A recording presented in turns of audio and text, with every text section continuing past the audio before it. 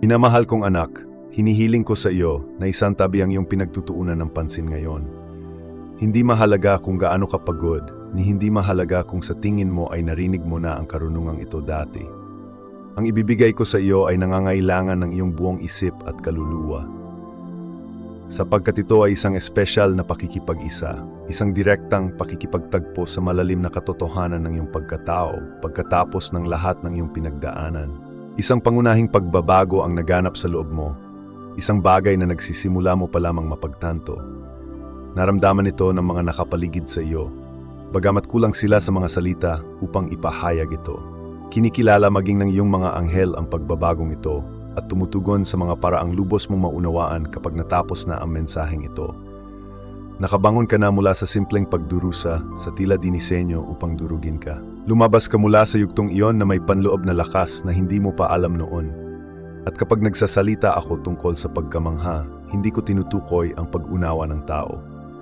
Ang tinutukoy ko ay ang malalim na pagkamangha na tumatagos sa pag-iral kapag ang isang kaluluwa ay nagpapakita ng kapangyarihang higit pa sa lahat ng inaasahan. Nakamit mo ito, aking minamahal, nang hindi mo man lang namamalayan ng eksaktong sandali na ito ay nangyari. Ang pagbubunyag ng iyong panloob na pagbabago na naganap nung ikaw ay nakakaramdam lamang ng bigat ng kahirapan ay magpakailanman na magbabago kung paano mo nakikita ang bawat hamon na iyong hinarap at bawat mahaba at malungkot na gabing tiniis mo ng mag-isa. Manatili ka sa akin at ihayag ko ang kalikasan ng nagising na kapangyarihan sa loob mo. Ibubunyag ko kung bakit ang kapangyarihang ito ay parehong pumupukaw sa kadiliman at nagbibigay inspirasyon sa kalangitan at ang kahulugan nito para sa bawat aspeto ng iyong pag-iral. Ngayon alalahanin natin ang isang panahon sa iyong paglalakbay na maaring naisin mong burahin. Isang panahon kung kailan tila gumuho ang lahat ng sabay-sabay, nang ang mga hamon ay hindi dumating ng paisa-isa, kundi walang humpay, na hindi ka binibigyan ng pahinga bago tumama ang susunod na dagok. Alam mo mismo ang panahong tinutukoy ko, anak ko. May panahon o marahil ilang beses ng sunod-sunod na tunay mong naisip kung maaari ka bang magpatuloy. Ang pressure ay labis na nakalulula na lumaganap sa iyong buong pagkatao. Ang pagkapagod ay lumampas sa pag-iisip at pakiramdam, na nanatili sa kaibuturan ng iyong pagkatao. May mga hindi ipinaalam na pag-alis, pagtataksil sa tiwala ng mga dating itinuturing mong ligtas, mga landas na biglang naglalaho ng walang paliwanag, at mga pagkakataong naglalaho ng tila tiyak na ang mga ito. Mayroong matinding kalungkutan kapag hinahangad mo ang isang tao sa iyong tabi, at ang pinakamahirap sa lahat ay ang pakiramdam na ako mismo ay lumayo rin sa iyo. Dahil, sa totoo lang, may mga sandali na ang iyong mga panalangin ay katahimikan lamang ang natatanggap. Noong naghanap ka ng kalinawan at wala kang nakita, noong sinubukan mong maghanap ng kahulugan sa nangyayari at wala kang nakita. Ihahayag ko sa iyo ang isang katotohanan na marahil ay walang sinuman ang nakapagpahayag ng maayos.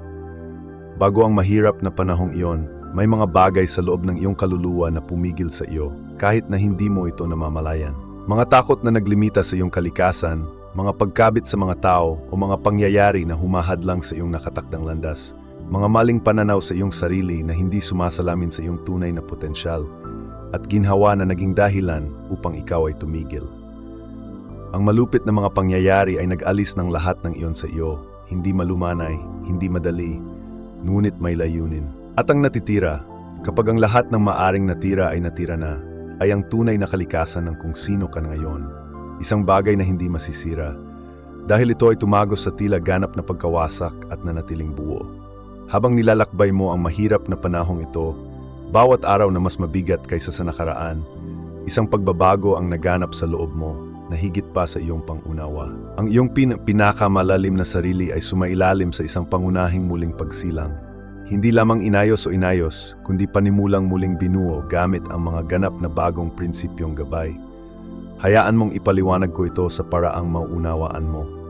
Kapag ang iyong panloob na sarili ay may taglay na mga kahinaan, ang mga mababaw na pagbabago ay hindi sapat. Minsan, ang tanging solusyon ay ang buwagin ang iyong lumang estado hanggang sa kaibuturan nito. At pagkatapos ay magtatag ng isang ganap na bagong panloob na kaayusan. Yan ang nangyari sa loob mo, aking minamahal na anak. Ang iyong nakaraang panloob na kaayusan, ang paraan ng iyong pakikipag-ugnayan sa buhay, ang paraan ng iyong pagtingin sa iyong sarili. Lahat ay may taglay ng mga limitasyon, mga bagay na maaring nakahadlang sa paglitaw ng iyong tunay na layunin. Gaano man kahirap ang iyong pagsisikap, ang lumang paraan ng pamuhay na iyon ay hindi kayang suportahan ang katayuan ng misyong tinawag ka. Pagkatapos ay dumating ang pagkawasak. At habang naramdaman mo ito bilang isang pagkawala, bilang sakit, bilang isang tila walang kabuluhang pagbagsak, ang mga di nakikitang puwersa ay kumikilos, gumagabay sa isang bagong pagbubukas. Ang bawat luhang ibinuhos mo ay naglabas ng mga lumang gawi na kailangang maglaho. Ang bawat gabing walang tulog ay muling humubog sa mga ugat sa iyong isipan na pumigil sa iyo sa mas mababang bersyon ng iyong sarili. Ang bawat sandali ng pagtataksil sa tiwala ay pumutol ng mga big kiss na maaring humadlang sa iyong susunod na yugto. Ang bawat saradong landas ay nag-redirect ng iyong enerhiya sa mga landas na hindi pa nakikilala ng iyong kasalukuyang kamalayan, ngunit lubos na nauunawaan ng iyong panloob na sarili. Hindi ko pinalalaki ang iyong paghirap, mahal kong anak. Hindi ko sinasabing madali ito, ni ipinahihiwatig ko na karapat-dapat ka rito. Nililiwanagan ko lamang ang katotohanan ng nangyari, upang sa wakas ay makahanap ka ng kahulugan sa mga bagay na dating tila walang kabuluhan sa iyo.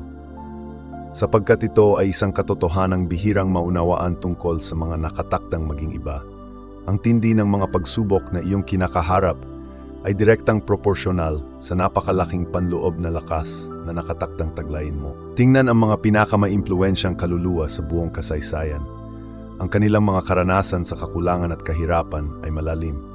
Anak ko, isipin mo ang mga taong nauna sa iyo sa mahirap na landas. May isa na naharap sa matinding pagkawasak na ang kanyang pangalan mismo ay naging simbolo ng matinding pagdurusa. Gayunpaman, aking minamahal, hindi siya nawasak nito. Siya ay nabuo mula rito. Ang lumitaw pagkatapos ay isang kaluluwa na nakatanggap ng higit pa sa nawala. At, mas mahalaga pa, isang malalim na pag-unawa sa aking pagiging malapit na lumilitaw lamang sa pamamagitan ng mahirap na paglalakbay ng pagsubok. Pagkatapos ay may isa pang lalaking pinagtaksilan ng kanyang sariling pamilya. Naharap siya sa mga maling paratang at mahabang taon ng pagkakabilanggo. Ang mga nangakong tutulong ay nakalimutan siya. Sa tuwing tila gumagaan ang kanyang sitwasyon, ito ay lalong bumibigat. Ngunit hindi siya nasira nito, aking minamahal na anak. Siya ay inilagay sa kanyang posisyon ng mga pangyayaring iyon mismo. At ang lumitaw pagkatapos ay isang pinuno na may kakayahang protektahan kahit ang mga tao, kabilang ang mga dating nagkasala sa kanya. At isa pang lalaki ang walang humpay na hinabol sa loob ng maraming taon. Napilitang maghanap ng kanlungan sa mga liblib na lugar, naharap siya sa patuloy na panlilinlang. Namuhay siya na parang isang takas sa kabila ng pangako ng isang tungkulin sa pamumuno sa hinaharap. Ang agwat sa pagitan ng kanyang realidad at ng paunang natukoy na landas ay tila hindi malalampasan. Ngunit hindi siya natalo nito, aking minamahal na anak. Siya ay inihanda ng mismong mga pangyayaring iyon, at ang lumitaw pagkatapos ay isang kaluluwa na tinatawag kong sarili ko.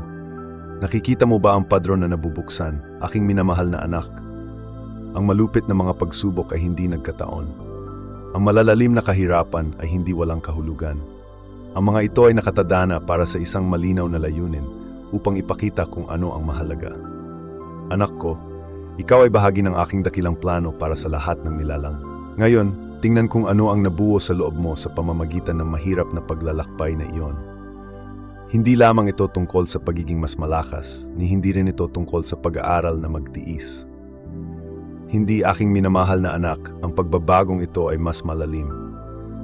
Binuksan mo ang mga pag-unawa na hindi kailanman mararating ng mga hindi pa nakaranas ng mga pagsubok na tulad ng sa iyo. Hayaan mong linawin ko ito, anak ko. Bago ang malalalim na pagsubok na iyon, may mga katotohanang hindi mo maabot. Hindi mo nakilala ang mga banayad na paggalaw ng di nakikitang mundo. Hindi mo makikilala ang ilan sa mga batas ng buhay, hindi dahil kulang ka sa panloob na lakas, kundi dahil ang iyong kaluluwa ay hindi pa nababagay upang madama ang mga banayad na frequency na iyon. Ngunit ang mga pagsubok ay nagpino sa iyo. Binago ng mga ito ang pinakaubod ng iyong pagkatao. At ngayon, mahal kong anak, nakikita mo ang dating nakatago. Nauunawaan mo ang di nakikita bago pa ito maging nakikita. Nauunawaan mo ang nakatagong kaayusan ng lahat ng bagay, kung saan ang iba ay nakakakita lamang ng kaguluhan. Naunawaan mo kung ano ang totoo at kung ano ang mali ng may kalinawan na higit sa karaniwan. Ngayon ay nahaharap ka sa mga espiritual na hamon na may karunungang hindi mo pa nararanasan noon. Hindi ito para sa iyong pagmamataas, anak ko. Hindi ito para iparamdam sa iyo na nakahihigit ka sa iba. Ito ay para lamang tulungan kang maunawaan kung ano ang tunay na nangyari sa iyong pagbabago. At ang bagong lakas na ito ay nagpapabalisa sa mga sumasalungat sa akin. Isang kaluluwang nakatiis ng matinding pagdurusa, ngunit nananatiling matatag. Isang pusong may dalang matinding kalungkutan, ngunit hindi naging mapait. Isang espiritong matinding nasubok, ngunit hindi nasira. Ito ay nagpapakita ng isang malalim na hamon sa kadiliman. Hindi ito maaring maimpluwensyahan ng kanilang mga pamilyar na estratehiya. Hindi ito maaring malinlang ng kanilang mga kasinungalingan. Hindi ito maaring mahuli sa mga takot na kanilang inihahasik. Ang kanilang mga lumang pamamaraan ay nagiging hindi epektibo laban sa isang taong nagtagumpay sa kung ano ang dapat sana ay sumira sa kanila. Pagnilayan ang tunay na kahulugan nito, mahal kong anak. Isang taong nawala ang lahat ngunit natagpuan pa rin ang kakayahang magsimulang muli. Isang taong nakaranas ng pagtataksil, ngunit natutunan na hindi sila umaasa sa mga taong nanakit sa kanila. Isang taong tumawid sa pinakamalalim na kadiliman at natuklasan ang maningning na liwanag sa kanilang sarili. Ang ganitong kaluluwa ay hindi madaling matakot. Ang ganitong kaluluwa ay hindi maaring maimpluwensyahan ng mga walang kabuluhang pangako ng kaginhawahan. Ang ganitong kaluluwa ay hindi susuko ang kanyang katotohanan kapalit ng pagsang-ayon. Ito ay nagdudulot ng matinding pagkabalisa para sa mga puwersang naghahangad na kontrolin ang iba at panatilihin silang nakatali. Minamahal kong anak, kailangan kong maunawaan mo ang isang pangunahing katotohanan tungkol sa iyong kasalukuyang posisyon. Ang taong ikaw ngayon ay hindi ang taong ikaw kahapon. Hindi lamang ito isang nakakaaliw na kaisipan o isang magandang kasabihan. Ito ay isang tunay na espiritual na katotohanan. Sa di nakikitang mundo, may malinaw na mga hanggan. Ang mga kaluluwa ay nakikilala batay sa kanilang landas at napatunayang mga kakayahan. Sa harap ng mga pagsubok, ikaw ay nakikita sa isang tiyak na paraan. Pagkatapos ng isang mahirap na paglalakbay, ang iyong posisyon ay muling binigyang kahulugan. Nangyari ito ng natural, anak ko, hindi bilang isang gantimpala, ni dahil naipon mo ang merito sa pamamagitan ng pagdurusa, kundi dahil ang pagbabago sa loob mo ay lubos na nabago nito ang pinakasentro ng iyong kaluluwa. Parang paglipat mula sa isang mag-aaral patungo sa isang taong tunay na nakakaintindi sa kanilang larangan. Hindi lamang ito isa pang label. Ito ay isang pangunahing pagbabago sa iyong kakayahan at impluwensya. At tulad ng isang eksperto na nakakakuha ng pag-unawa at mga pagkakataon na wala sa isang baguhan, ang iyong bagong posisyon ay nagbibigay sa iyo ng daan patungo sa mga bahagi ng realidad na dating sarado. Ngunit ito ay isang bagay na hindi naunawaan ng marami, mahal kong anak. Kasama ng bagong posisyong ito ang isang bagong atensyon. Ngayon ay naobserbahan ka sa mga paraang hindi pa nakikita noon. Parehong ang langit at ang mga puwersang laban sa akin ay nakikita ka ng iba. Ganito ang pagtingin sa iyo ng langit dahil inihahanda ka nito para sa mga gawaing angkop sa iyong pinalawak na kakayahan. Ganito ang pagtingin sa iyo ng magkasalungat na puwersa dahil kinikilala nila ang isang kapangyarihang nais nilang pahinain. Ipinapaliwanag nito ang marami na maaring naramdaman mo kamakailan, anak ko. Hindi inaasahang paglaban sa mga lugar na dating madali. Mas malalakas na pag-atake mula sa hindi nakikitang kaharian habang papalapit ka sa isang tagumpay. Mas malalaking kahirapan sa mga bagay na dapat sana ay simple. Hindi ito aksidente. Ito ay isang direktang reaksyon sa taong ikaw ay naging. Dapat mong maunawaan ito upang sumulong ng matalino. Dahil ang mga hamong iyong kinakaharap ay hindi katulad ng anumang bagay na iyong nalaman noon. Nangangailangan ang mga ito ng mga bagong paraan ng pag-iisip, mas malalim na pananaw at iba't ibang paraan ng pakikipag-ugnayan. Ngunit taglay mo na ang lahat ng ito, mahal ko. Yan ang ibinigay sa iyo ng iyong mga pagsubok. Kapag binabanggit ko ang malalim na paggalang na iyong napukaw, kailangan kong ipaliwanag ang tunay na kahulugan nito. Anak ko, sa mga sinaunang teksto ay may terminong madalas isinasalin bilang pagkamangha, ngunit hindi nito taglay ang kahulugan ng takot sa tao. Ito ay nagsasaad ng isang malalim na sagradong pagkamangha, isang banal na pagkamangha, isang pakiramdam na lumilitaw kapag naharap sa isang bagay na napakadakila na lumalampas sa lahat ng ordinaryong pangunawa. Yan mismo ang nangyari sa di nakikitang kaharian nang ikaw ay lumabas mula sa iyong pinakamalalim na mga pagsubok. Hindi dahil hindi ko alam ang iyong potensyal, kundi dahil ang pagsaksi sa kung ano ang maaring maging realidad ay palaging nagdudulot ng isang sagradong sandali, kahit para sa akin. Alam ko ang potensyal na inilagay ko sa iyo, aking minamahal na anak. Ngunit ang pagmasdan ng potensyal na pangmatagalang paghihirap, ang makita itong umunlad sa kabila ng matinding kahirapan, ang masaksihan ng buong pagpapakita nito kapag ang lahat ng katwiran ay tila nagmumungkahi na imposible, yon ang gumigising sa sagradong kamanghamanghang ito, ang malalim na kahulugan na ito. At ito ang kahulugan nito sa iyo, aking minamahal, kapag ang iyong pagbabago ay naging ganap na kahit ang langit ay huminto sa pagkamangha, naabot mo na ang isang punto kung saan wala ng pagbabalik. Hindi ka na isa lamang sa marami na naghahanap ng pangunawa. Hindi ka lamang isa na nagsusumikap para sa espiritual na paglago. Ikaw ay naging isang buhay at pangmatagalang tipan. Minamahal kong anak, ang taong ikaw ay naging nagpapahayag ng isang di natitinag na espiritu. Ikaw ay malinaw na patunay ng katatagan. Isang kaluluwang hindi sumusuko sa mga pagsubok na maaring sumira sa iba. Ang nabagong nilalang na ito, na ipinanganak mula sa iyong malalim na paglalakbay, ay may taglay na espesyal na presensya na humahawak sa lahat ng bagay sa paligid mo. Kasabay ng malalim na pagbabagong ito ay ang isang taimtim na responsibilidad. Hindi ito isang pasanin na magpapapagod sa iyo, kundi isang mahalagang responsibilidad na dapat pahalagahan. Ang lakas na taglay mo ngayon, na nabuo mula sa pinakasentro ng iyong karanasan, ay hindi maaring ipagwalang bahala. Hindi mo ito dapat gamitin ng walang ingat ni sayangin sa mga walang kabuluhang bagay. Ang presyo nito ay masyadong mataas para abusuhin. Bawat luha na ibinuhos mo sa ilalim ng matinding pressure, bawat gabi na nagtiyaga ka noong naramdaman mong hindi mo na kayang magpatuloy, bawat gawa ng pagtataksil na iyong hinarap nang hindi hinahayaang lamunin ka ng sama ng loob, bawat pagkawala na iyong dinala nang hindi nawawala ang iyong sarili. Ang lahat ng ito ay walang katumbas na halaga. Ang mga isinilang mula sa mga pagsubok na ito ay nararapat sa iyong malalim na pangangalaga at pagpapahalaga.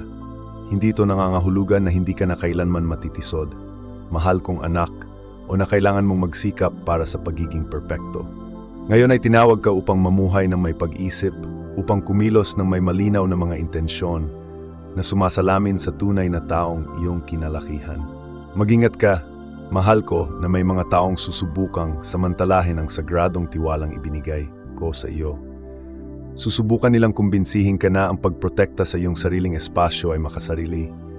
Tatawagin ka nilang walang puso dahil lamang sa pinapanatili mo ang panloob na kapayapaan. Susubukan nilang pilitin kang sumunod sa bawat kahilingan na dumarating sa iyo.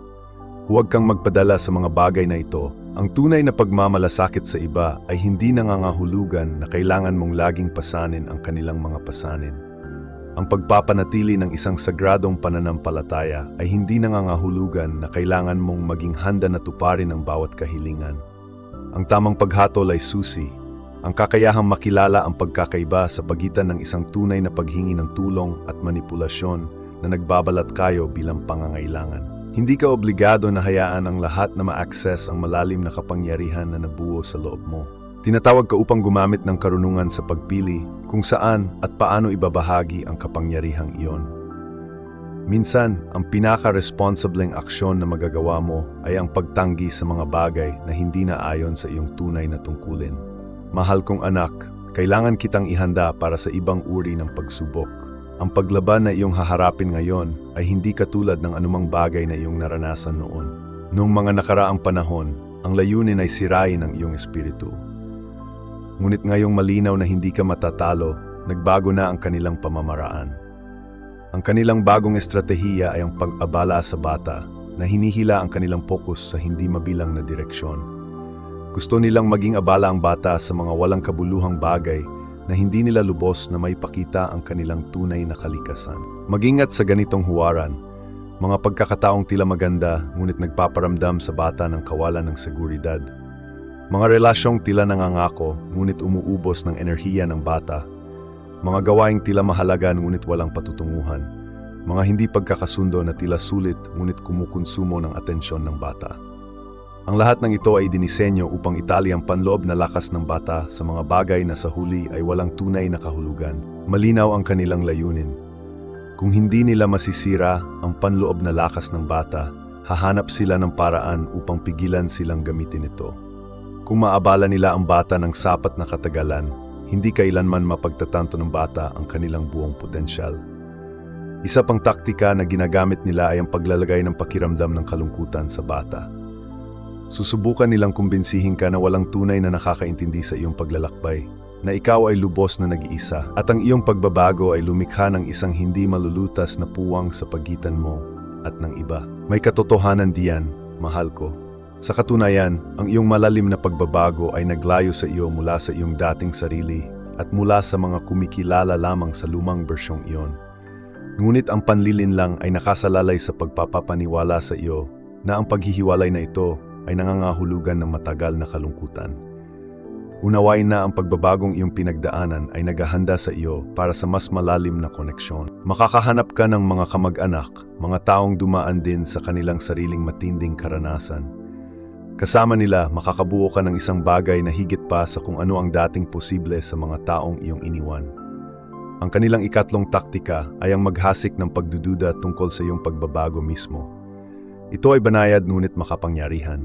Susubukan nilang kumbinsihin ka na walang talagang nagbago, na ikaw ay pareho pa rin, at ang mga pagbabagong iyong nakikita ay mga ilusyon o pagmamalabis lamang.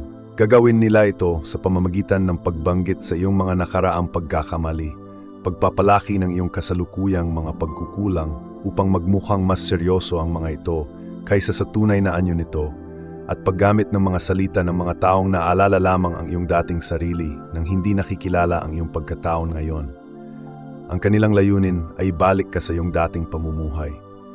Kung magtatagumpay sila, mapapawalang bisa nila ang lakas na iyong nalinang. Huwag kang mahulog sa patibong na iyan, anak ko. Totoo ang pagbabago. Naganap na ang pagbabago. Ang taong ikaw ngayon ay lubhang naiba sa taong ikaw noon, bago ka dumaan sa naglilinis na apoy ng iyong paglalakbay. Sabihin ng amen kung mayroon kang pananampalataya.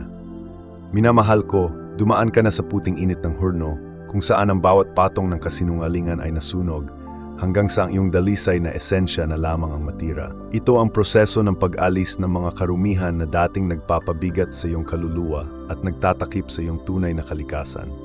Ngayon, habang ang tinunaw na metal ng iyong buhay ay nagsisimulang mahubog sa huling anyo nito, mayroon kang lakas na hindi kayang basagin ng anumang martilyo sa lupa. Nalampasan mo ang isang napakahirap na panahon.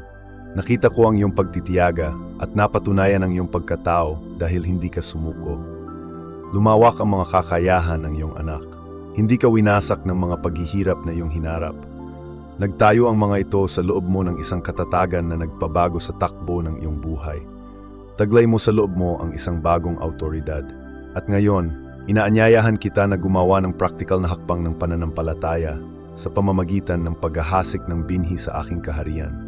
Ang pagbibigay ay isang konkretong paraan para mailagay mo ang iyong mga mapagkukunan, kasuwato ng aking kaharian, at upang ipakita na handa ka ng pamahalaan ang susunod na darating. Kapag pinili mo ang pagkabukas palad, nakakawala ka sa pagkakahawak ng takot at mga limitasyon na nagbubukas ng daan para sa aking biyaya at paglalaan na gumana sa iyong buhay. Ang pinakamahirap na bahagi ay nasa likod mo na. Natapos na ang pagsubok. Handa ka na, malinaw at malakas ang iyong isipan. Sumulong ka sa iyong layunin, kasama ang lakas nating binuo ng magkasama. Mahal kong anak, makinig kang mabuti ngayon. Pinapagaan ko ang mga pasanin na bumigat sa iyong puso. Kahit na hindi mo ito nararamdaman, ako ay laging malapit, ginagawang mas malinaw ang iyong landas. Isang bagong simula ang nagbubukas para sa iyo. Aking anak, puno ng mga bagong pagkakataon at naliliwanagan ang aking matibay na pangangalaga. Mula sa sandaling ito, ang bawat hakbang na iyong gagawin ay bahagi ng isang mas malaking plano na humahantong sa iyo tungo sa malalim na kapayapaan at tunay na kasiyahan. Nakikita ko ang mga tahimik na pananabik sa iyong kaluluwa at ang mga paghihirap na nakaharap mo. Ngunit kumapit ka sa katotohanan ito, aking minamahal. Ang iyong mga pagsubok ay hindi nagbabago kung sino ka talaga. Ang mga pakikibaka na iyong tiniis ay hindi makakabawas sa liwanag na inilagay ko sa iyo. Kapag ang takot ay humahawak sa iyo, at ang mga pasanin ng personal na buhay at mga pandaigdigang alalahanin ay nagiging napakalaki. Ako ay agad na naroon para sa iyo. Nag-aalok sa iyo ng ginhawa at katiyakan. Nararamdaman ng bawat tahimik na pagpapahayag ng kalungkutan na iyong ibinubuhos. At nakikita ko ang bawat luha na pumapatak sa katahimikan. Marahil ay nagduda ka sa iyong sariling lakas, aking anak, ngunit nakita ko ang katatagan sa loob mo. Nakilala ko ang isang tahimik at hindi natitinag na kapangyarihan sa loob mo. Nakita ko ang isang pusong naghahanap ng kapayapaan. At ngayon ay pinagkakaloob ko sa iyo ang kapayapaang iyon. Bagamat inisip mong malayo, ako ay laging naroroon, pinagmamasdan ng iyong tunay na kalikasan, naghihintay sa tamang sandali upang ihayag ang mga katotohanan ito sa iyo. Ngayon, nais kong maramdaman mo ang aking kalapitan ng mas malapit pa sa iyong sariling hininga at malaman na kaya kong baguhin ang iyong kalungkutan tungo sa tunay na kagalakan. Sa sakit, hindi ka tumitigil sa paghahanap sa akin, aking minamahal. Nagsikap ka habang ang iba ay tila mas madali. Nanatili kang umaasa noong ang mga nakapaligid sa iyo ay tila walang pasanin. Nagpasan ka ng napakalaking mabibigat na responsibilidad. Ngayon sinasabi ko sa iyo na ang ani ng nararapat na gantimpala ay papalapit na. Sa pamamagitan ng paghihirap, inalagaan mo ang pananampalataya, pasasalamat at panloob na lakas at mahigpit mong pinanghawakan ang mga ito ng may malalim na paniniwala. Nakita ko ang iyong mga pagsisikap. Akayin kita sa isang panahon ng kasaganaan na magbibigay sa iyo ng mga bagay na higit pa sa iyong kasalukuyang pangunawa. Kung saan dati ay naranasan mo lamang ang kakulangan at pagkaantala, makakakita ka ng kahangahangang pag-unlad. Sa mga pangyayaring minsang nagdala ng kalungkutan, matutuklasan mo ang mga resulta na higit pa sa iyong pinakamalaking pag-asa. Ang aking malalim na pagmahal sa iyo, aking minamahal, ay hindi nagbabago. Ang aking pag-aalala ay hindi nakasalalay sa panandaliang emosyon o pansamantalang mga mood. Nag-uumapaw man sa kagalakan ng iyong puso o nalulubog sa matinding kalungkutan, palagi akong kasama mo. Sa pinakamahirap na panahon, itinaas kita, ipinapakita sa iyo na hindi ka nag-iisa. Tandaan na pinoprotektahan ko ang iyong tahanan, ang mga taong mahal mo at lahat ng mahalaga sa iyo. Kahit na nagpapahinga ka, binabantayan ka at ang isang mapayapang presensya ay nagpapanatili sa iyong tahanan na ligtas na nagbibigay ng patuloy na proteksyon. Naunawaan ko, kapag ang kaguluhan ay nakapalibot sa iyo, tandaan na kumikilos ako sa mga paraang maaring hindi mo pa namamalayan. Ang bawat pagkaantala at bawat balakid ay maaring maging kapaki-pakinabang sa iyo sa tamang panahon. Bagamat maaring hindi malinaw ang pangkalahatang larawan, balang araw ay mauunawaan mo kung paano nakatulong ang mahihirap na pagbabago at mapaghamong mga panahon sa isang mas malaking layunin. Pinabago ko ang iyong mga pagsubok tungo sa ebidensya ng iyong espiritual na lakas at ang iyong mga pagkabigo tungo sa mas malalim na pananampalataya sa akin. Ang aking layunin ay alisin ang kalabuan sa iyong isipan at pag-aanin ang iyong mga pagkabalisa. Ang aking patuloy na presensya ay nagdudulot ng pangmatagalang kapayapaan sa iyong puso. Nilikha kita ng may layunin, aking minamahal, upang ipagkaloob sa iyo ang mga natatanging regalo at katangian na palagi kong pahalagahan. Marahil ay nakaranas ka ng kawalang malasakit, pagtataksil o mga bagay na nilayon upang pawiin ang liwanag sa loob mo. Ngunit walang anumang bagay ang makapaghihiwalay sa iyo mula sa aking matatag na pangangalaga. Ipinapangako kong lagi kitang malalapitan sa lahat ng mga pagbabago sa buhay. Sa kaligayahan o kalungkutan, tagumpay o kahirapan, naroon ako kasama mo. Hawak kita sa mga paraang hindi mo lubos na maunawaan, sapagkat ang aking pag-ibig para sa iyo ay walang hanggan. Balikan, anak ko, ang mga panahong naniniwala kang hindi mo malalampasan ang mga paghihirap sa harap mo, ngunit nakahanap ka pa rin ng paraan. Nakakita ka na ng mga pangyayaring tila imposibleng ganap na baguhin at hindi iyon nagkataon lamang. Ito ay bunga ng iyong matibay na kalooban at pananampalataya. Kahit na napuno ng pag-aalinlangan ang iyong isipan, lumapit ka sa akin at ang maliit na gawa ng pananampalatayang iyon ang nagpasimula ng malalaking pagbabago. Sa pamamagitan ng matatag na paninindigan sa mahirap na panahon, nakita mong nawala ang mga balakid. Alalahanin ang hindi mabilang na beses na iningatan kita mula sa kapahamakan, binawasan ang iyong sakit at pinatahimik ang mga sumasalungat sa iyo. Ang iyong mismong pag-iral ay isang patunay ng aking matibay na pagbabantay. Inalayan kita sa mga bagyo at patuloy kong iaalok ang aking tulong. Ang aking pagmamalasakit sa iyong kapakanan ay hindi natatapos. Binibigyan kita ng walang hanggang pagmamahal. Kahit na sabihin ng iba na limitado ang iyong mga kakayahan o naabot mo na ang iyong limitasyon, ako ang gumagabay sa iyong hinaharap. Ako ang nagpapasya kung aling mga landas ang magbubukas para sa iyo at alin ang hindi. Nais kong patuloy kang sumulong, hinahanap ang aking patnubay, upang maakay kita sa mas mayaman at mas kasyasyang mga landas. Kapag inaasahan ng iba na ikaw ay madadapa, nakita ko ang iyong tagumpay. May kapangyarihan akong malampasan ang mga paghihirap sa mga paraang hindi mo kailanman naisip. Maniwala ka na magagawa ko rin iyon para sa iyo. Napakahalaga mo sa akin, aking minamahal, at tutulungan kitang malampasan ang bawat hamon sa iyong paglalakbay. Narito ako upang ibalik ang iyong enerhiya at paginhawahin ang iyong kaluluwa kapag ikaw ay pagod. Naglagay ako ng mabubuting tao malapit sa iyo at sa mga mahal mo sa buhay na nagdadala ng kapayapaan at ginhawa sa mahihirap na panahon. Bagamat pinamamahalaan ko ang lahat ng nilikha, nakakatagpo ako ng kagalakan sa pag-aalaga sa mga pinahalagahan ko. Pinipili kong makasama ka na nag-aalok sa iyo ng banayad na suporta. Panoorin habang ginagabayan kita patungo sa higit na kaligtasan. Damhin ang lakas sa loob mo na lumalaki habang naunawaan mo na ako ay kasama mo, matatag at tapat. Nananawagan ako sa iyo, aking minamahal, na itaas ang iyong ulo, yakapin ang bagong pag-asa at muling tuklasin ang kagalakan at pagkamangha na maaring nawala sa iyo. Bitawan ang mga sakit ng kahapon. Huwag mong hayaang manatili ang iyong isipan sa mga nakaraang hinanakit. Bitawan ang kapaitan na dating gumagapos sa iyo. Hayaang mawala ang mga pasanin na iyon upang malaya kang makasulong. Ibinubunyag ko sa iyo ang isang bagong pananaw na puno ng mga pangakong pag-asa. Kapag binitawan mo ang iyong kalungkutan, liliha ka ng puwang para sa kapayapaan. Kapag itinapon mo ang mga lumang reklamo, magiging malinaw ang iyong pananaw upang makita ang magagandang bagay sa hinaharap. Kahit ang iyong mga mahihirap na panahon ay maaring magturo sa iyo na magdadala ng mas malalim na karunungan at habag. Ang iyong nakaraan ay hindi tumutukoy kung sino ka ngayon. Mayroon akong espesyal na plano para sa iyo.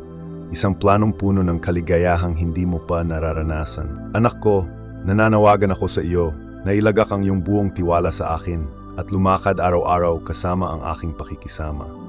Magkasama, makakamit natin ang mas malalaking bagay kaysa sa iyong inaakala. Hayaan ang aking patnubay na maging matibay mong pundasyon, aking minamahal, lalo na kapag ang mga iniisip ng iba, ang mga hindi nakakaintindi sa iyong tunay na kaluluwa, ay sinusubukang guluhin ang iyong panloob na kapayapaan. Ang mga makamundong ugnayan ay maaring maglaho at ang mga opinyon ay madalas na nagbabago.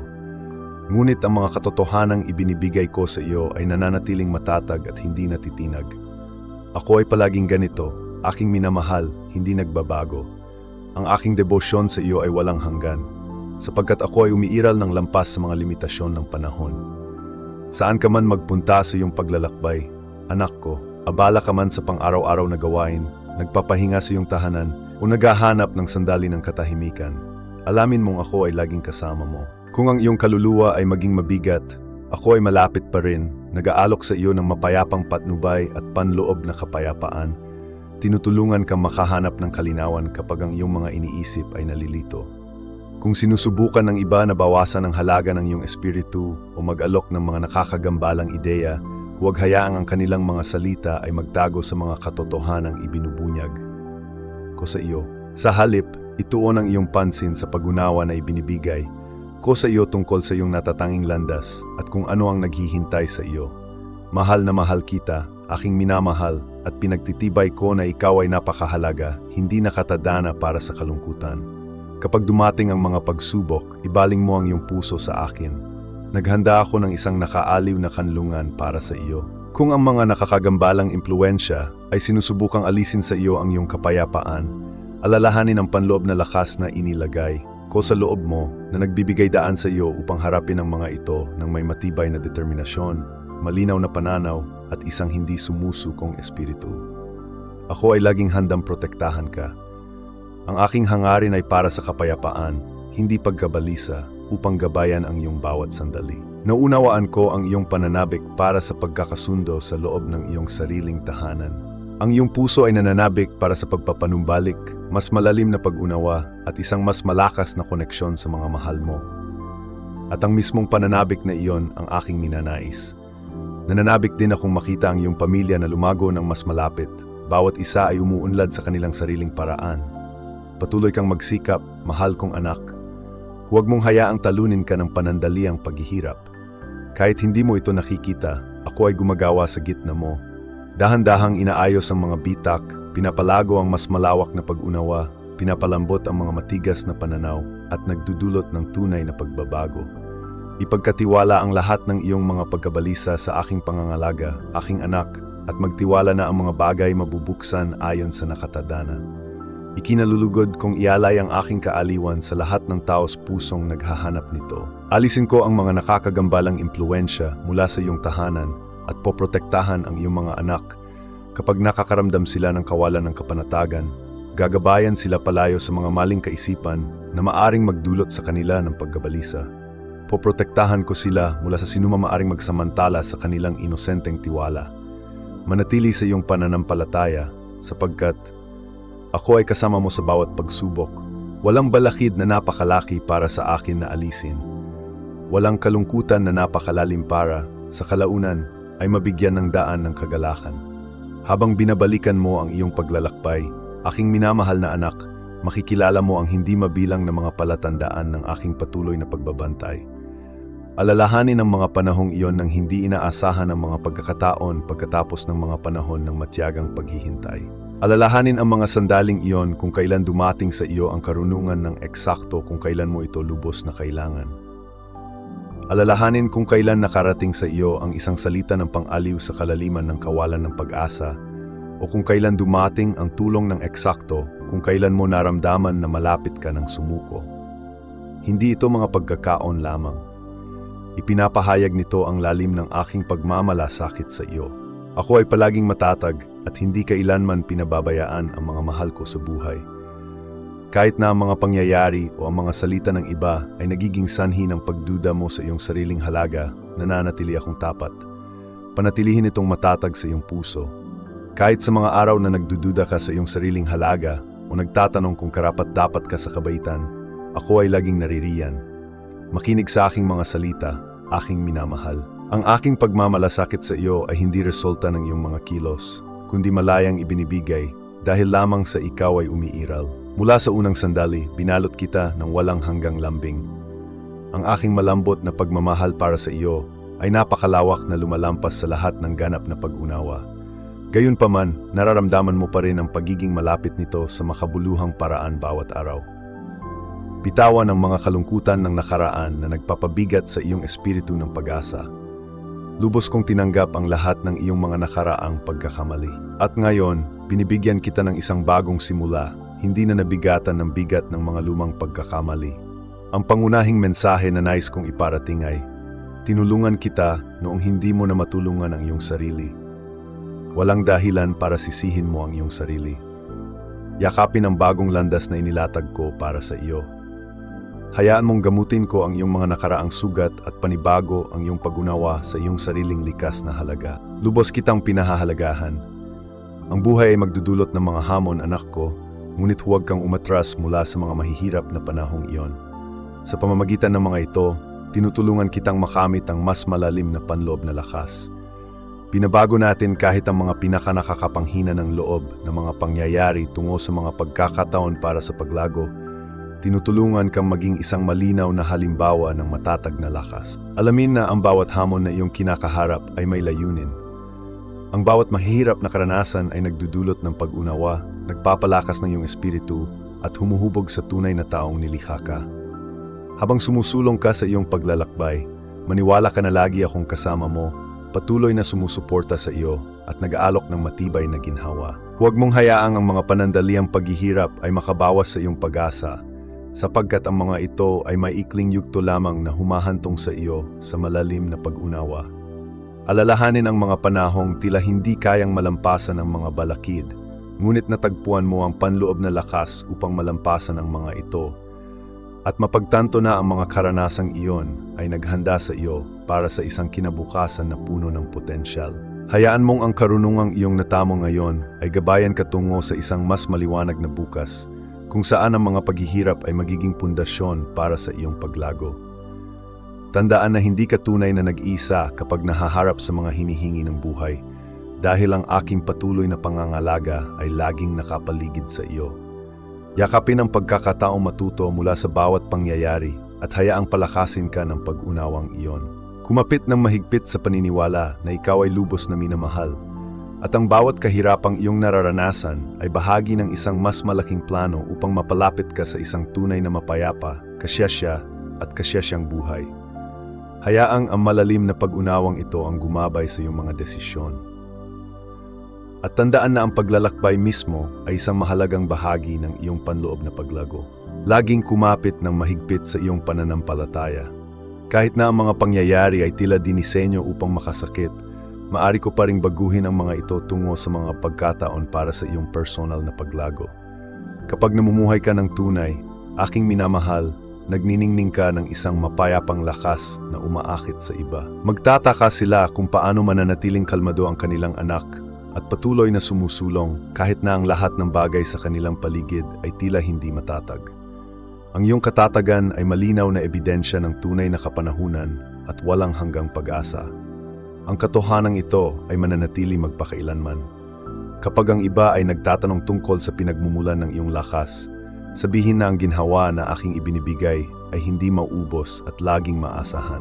Ang iyong tunay na paglalakbay ay maaring magbigay inspirasyon sa iba na baguhin ang kanilang pananaw. Hinihikayat kita na linangin ang tunay na pasasalamat, isang simpleng pagkilala sa bawat biyaya. Ang paghinga na iyong hinihinga, ang pagkaing iyong natatanggap, ang bukang liwayway ng isang bagong araw, lahat ay nagdadala sa iyong puso mula sa pagkabalisa tungo sa malalim na kapayapaan. Hindi ito nangangahulugan ng pagbabalewala sa mga kahirapan. Sa kabaligtaran, nananawagan ako sa iyo na ipahayag ang iyong mga hamon ng taos puso na nagtitiwala na ang ginhawa na aking ibinibigay ay higit pa sa lahat ng problema. Ipaalala sa iyong pamilya na ang lahat ng mabubuting bagay, kalusugan, mga pagkakataon at tulong ay dumarating bilang mga libreng regalo. Gabayan sila na manatiling mapagpakumbaba upang ang pagmamataas ay hindi maghasik ng alitan sa kanila. Ang pagmamataas ay humahadlang lamang sa landas patungo sa tulong na kailangan nilang lahat. Tandaan, ang isang mapagpakumbabang puso ay laging handang tumanggap ng suporta. Mahal kong anak, anyayahan ang mga malalapit sa iyong puso na magbahagi ng mga tahimik na sandali at bukas na pag-usap sa paligid ng inyong hapagkainan. Sa mga sandaling iyon na pinagsasaluhan, isang kapaligiran ng kapayapaan ang tatagos sa inyong tahanan na magpapagaan ng mga tensyon.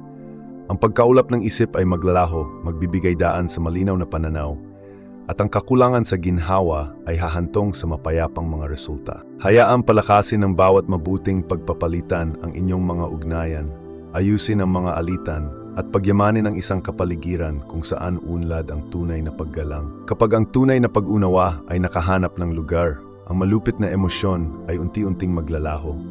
Ako ay sumasayo, aking minamahal na anak. Kapag binitawan mo ang mga lumang sakit at nakahanap ng kapayapaan mula sa mga anino ng mga sugat ng kahapon. Kapag tumingin ka sa loob, walang kadiliman ang tunay na maghahari. At ang mga hamon sa buhay ay hindi makakapagtago sa liwanag sa loob mo. Salamat sa iyong hindi natitinag na focus. Ang mga nakaraang kalungkutan ay maaring mapalaya na magbubukas ng daan para sa mga bagong simula na unti-unting mabubuksan. Magtiwala sa banayad na paggalaw na ito at hayaang lumitaw ang isang bagong enerhiya. Ang ginhawa at malinaw na direksyon ay nakapalibot sa iyo, pinupuno ang iyong tahanan. Kinikilala ko na ang kalungkutan ay lumilitaw kapag ang mga inaasahan ay hindi natugunan. Minsan, mahal kong anak, ang isang tao malapit sa iyo ay maaring pumili ng ibang landas o ituloy ang mga paraan ng pamumuhay na nagdudulot ng sakit. Sa kabila ng mga hamong ito, panatilihing matatag ang iyong espiritu sa aking walang pagbabagong kapayapaan. Manatili sa malinaw na katotohanan na ang tunay na tulong ay laging magagamit. Unawain na ang aking tulong ay laging nasa kamay. Patuloy akong lumalapit sa mga nawawala, binibigyan sila ng malinaw na direksyon at panibagong espiritual na lakas. Nag-aalok ako ng tunay na pagmamalasakit sa lahat ng nakakaramdam ng pagkawala, ginagabayan sila sa isang makabuluhang landas. Ang bawat paanyaya na aking ipinapaabot ay nagmumula sa aking pinagmumulan, na nilayon upang pagaanin ang mga pasanin at patunayan na ang tulong ay laging malapit. Umasa sa aking kapangyarihan upang baguhin ang mga pangyayari, habang inaalala na ang bawat tao ay naglalakad sa kanilang sariling natatanging paglalakbay. Patuloy na magnilay-nilay sa loob at panatilihin ang positibong pag-asa. Minamahal kong anak, ako ay laging malapit sa mga mahal mo at hindi ko kailanman iniiwan ang aking presensya. Magtiwala sa mga tahimik na gawa ng pangangalaga at pananampalataya na iyong iniaalok dahil sa paglipas ng panahon ay magdudulot ang mga ito ng mga positibong pagbabago. Hayaang gabayan ka ng may pag-asa na inaasahan. Pinagmamasdan ko ang bawat maliit na gawa ng kabaitan at sa tamang panahon, magbubunga ang mga ito. Kung may lumitaw na alitan sa iyong tahanan, tiyaking hindi ito mag-iiwan ng mga pangmatagalang peklat. Hayaang ang mga mahinahong salita at pagpapatawad ang magpakalma sa mga hindi pagkakasundo. Kahit na ikaw ay nasaktan o hindi patas ang pakikitungo, maging una sa pag-unawa at ayusin ang mga sirang piraso. Makipag-ugnayan sa iba ng may katapatan at mahinahong pagsasaalang-alang upang magsimula ang paggaling. Yakapin ang bawat sandali ng may kabaitan. Mahal kong anak, ang iyong panloob na paggaling ay nagsisimula kapag hinayaan mo ang iyong sarili na makatanggap ng tunay na pangangalaga. Nasaksihan mo na ang mahihirap na relasyon kung saan ang panlabas na kaaya-aya ay nagtatago ng inggit. Ang ilang mga tao ay tila sumusuporta ngunit may mga mapaminsalang intensyon. Narito, ako upang protektahan ka mula sa mga mapanlinlang na impluensya. Maging mapagmatyag laban sa kasinungalingan at umasa sa proteksyon na nagmumula sa isang tunay na pangako sa iyong sariling kapakanan. Hayaang gabayan ng malinaw na pag-unawa ang iyong mga aksyon. Tutulungan kitang makita kung ano ang nakatago sa likod ng lahat ng ito. Kung ang isang relasyon ay palaging nagdudulot sa iyo ng kakulangan sa ginhawa, pagdududa o kalungkutan, humingi sa akin ng kalinawan. May papakita ko sa iyo kung kailan angkop na lumikha ng distansya upang protektahan ang iyong kapayapaan. Magtiwala sa karunungang ito upang matulungan mapatili ang naangkop na mga hangganan sa lahat ng iyong mga relasyon. Hayaang gabayan ng pag-unawang ito ang lahat ng iyong mga desisyon tungkol sa pakikipag-ugnayan sa iba. Tandaan, anak ko, ang iyong halaga ay hindi nakasalalay sa pagtanggap ng lahat. Ang aking tulong lamang ay sapat na at iyon lang ang tunay mong kailangan upang lumago. Ang layunin ko ay gabayan ang mga relasyon sa iyong buhay. Tiyaking napapalibutan ka ng mga taong tunay na nagpapasigla sa iyong espiritu. Hayaang bigyang kapangyarihan ng katotohanan ito ang iyong pag-unlad na nagpapatibay sa mga koneksyon na nakatadana para sa iyong kapakinabangan. Dinadala ko ang mga tamang tao sa iyong buhay, yung mga kapareho mo ng mga pinahalagahan at sumusuporta sa iyong paglalakbay. Magtiwala kang mababago ko ang iyong mga kasama kung kinakailangan. Ang pag-alis sa mga nagpapahina sa iyong panloob na liwanag ay magbigay daan para sa mas positibong presensya. Huwag mong hayaang kontrolin ka ng takot o pagdududa. Buksan ang iyong sarili sa mga bago at tunay na koneksyon at unawain na magkakaroon ka ng kaalaman upang makilala ang mga tapat na kaibigan. Akayin kita sa mga taong naghihikayat at sumusuporta sa iyong paglago. Patuloy na maging mabait sa mga taong nakasakit sa iyo, ngunit huwag panatilihin ang mga mapaminsalang relasyon. Maari mong mapanatili ang kabaitan nang hindi pinapayagan ang mga negatibong impluensya na hadlangan ang iyong layunin. Hayaang ipakikita sa iyo ng gabay na ito kung paano magtakda ng malusog at kagalang-galang na mga hangganan. Magtiwala ka sa kapangyarihang naghahari sa iyo, mahal kong anak. Ang ganitong paraan ng pamumuhay ay tumutulong sa iyo na balansehin ang isang mahabagin na puso at isang malinaw na isipan. Sa pamamagitan ng mga makahulugang pagpili na ginagabayan ng ating koneksyon, makikita mo ang iyong sarili ng may tunay na pag-unawa. Madalas mong nabigo na makilala ang kahalagahan ng mga biyayang taglay mo. Bagamat maaari kang mag-isip ng mga nakikitang kapintasan, nakikita ang tunay na potensyal at lakas na nakatago sa ilalim ng iyong panlabas na anyo. Yakapin ang iyong natatanging pagkakakilanlan at hayaang ibunyag ang iyong tunay na sarili. Maaring naalala mo ang mga nakaraang hamon, ngunit kinikilala ko ang iyong kakayahang malampasan ang mga ito. Umaasa ako na makikilala mo ang malalim na panloob na kalooban na sumusuporta sa iyo. Ito ay isang matatag na espiritu na hindi kayang supilin ng takot, isang tahimik na pinagmumulan ng lakas na nananatili sa iyo kahit sa mga mahirap na panahon. Tandaan na ang iyong determinasyon ay higit na nakahihigit sa anumang balakid sa harap mo. Palaging umasa sa iyong pangmatagalang panloob na lakas. Hinihikayat kita na kilalanin ang malalim na kapangyarihang nananahan sa iyo. mahal kong anak. Ang panloob na lakas na ito ay hindi nasusupil ng takot at sinusuportahan ka nito sa bawat hamon. Kahit na lumitaw ang pagdududa, tandaan na mayroon kang pambihirang kakayahan na harapin ang mga hamon. Ang iyong lakas ay matatag at tunay, isang patuloy na presensya sa iyong pang-araw-araw na buhay. Hayaang gabayan ka ng panloob na lakas na ito sa bawat hamong iyong kinakaharap. Bitawan ang mga bagay na nagbubuklod sa iyo sa mga nakaraang pagkakamali o kalungkutan. Buksan ang iyong puso sa mga bagong pagkakataon at mga bagong pananaw. Maniwala ka na ang mga kabuluhang tagumpay ay maaring lumitaw mula sa iyong mga pagsisikap. Kapag ang mga damdamin ng pagkabigo o pagkapagod ay mabigat na bumabagabag sa iyong kaluluwa, humingi ng tulong. Hayaang ipahayag ang iyong mga emosyon at ipahayag ang iyong mga paghihirap ng may lubos na katapatan. Hindi mo kailangang itago ang iyong tunay na nararamdaman. Yakapin ng lubusan ang bawat sandali.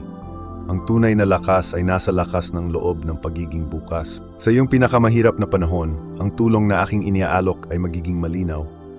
Lumalapit ako sa mga nagdurusa at inaalalayan ang mga nabibigatan ng kalungkutan.